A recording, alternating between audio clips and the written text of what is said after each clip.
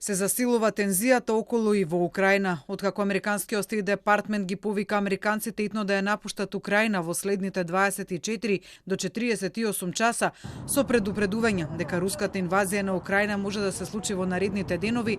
Украинскиот претседател предупреди дека ваквите информации само создаваат паника. And the truth that we have different information. And now the best friend for enemies, that is panic in our country. And all this information that helps only for panic doesn't help us.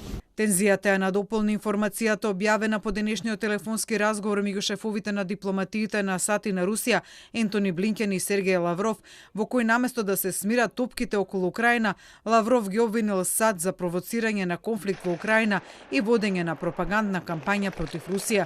Рускиот министер за надворешни работи му рекол на Блинкен дека Вашингтон и НАТО ги игнорирале клучните безбедносни барања на Русија.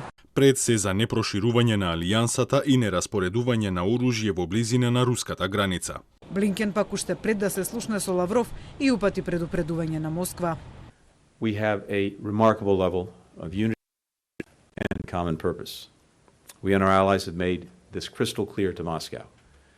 If President Putin decides to take military action, we will swiftly impose severe economic sanctions in coordination with allies and partners around the globe. Втора телефонска можност за смирување на страстите меѓу Вашингтон и Москва околу Украина денеска ќе ја има двајцата председатели, Џо Бајден и Владимир Путин, кои наместо в понеделник на инсистирање на Бајден ќе разговараат денеска.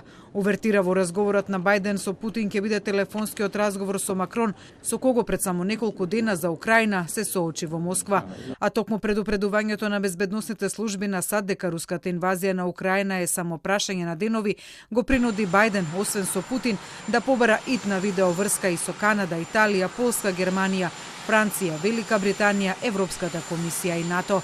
Дел од овие земји, како Германија и Велика Британија, но и Данска, Естонија, Летонија, Нов Зеланд, Австралија, исто така ги повикаа своите државини да ја напуштат Украина, а Лондон дури ги предупреди своите граѓани да не очекуваат воена евакуација доколку Русија ја нападне Украина.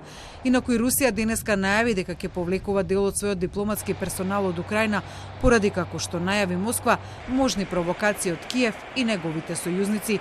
И додека САД и Русија со директен контакт се обидуваат да избегнат воен конфликт на украинска територија, во Киев неколку илјади луѓе излегоа на главниот плоштад со повик за обединување и поддршка до украинската власт да издржи соочена со руска војска на границата.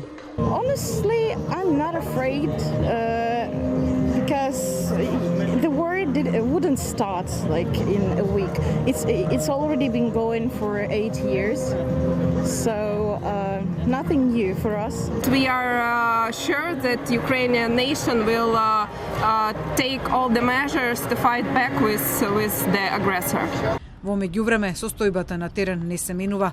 Од САД стигаат најави за можно испраќање на дополнителни 3000 војници на источната граница на Полска, каде веќе се распоредени 17.000 војници, а се бара зголемување на војното присуство во Германија и во Романија.